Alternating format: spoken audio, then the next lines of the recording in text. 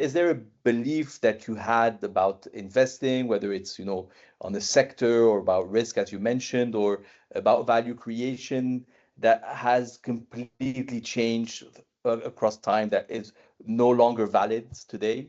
In the very early years of Lightyear, decades ago, I think we thought that perhaps buying balance sheet financial services businesses, specialty finance, non-bank banks, insurance, underwriting businesses, somehow provided insulation in an investment and risk modification because the assets on the books would generate ongoing revenue.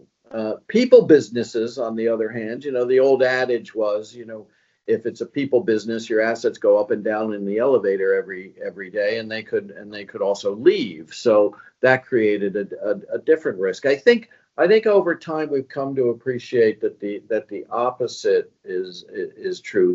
We've come to the opposite conclusion, which is, balance sheet businesses, because they tend to be inherently leveraged internally, they can produce outsized returns, but also they can produce, mammoth blowups too.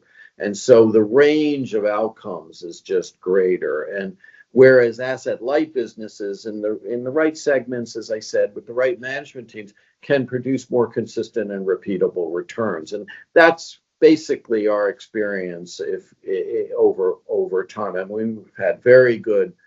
We have a terrific long-term track record, 25% IRRs over 25 years. But, within that, there's some variability. And I would say the last 15 years, much more consistent, repeatable returns as we focused more on these asset light businesses than in the earlier days, where our overall headline return would be very good, but there'd be more variability there.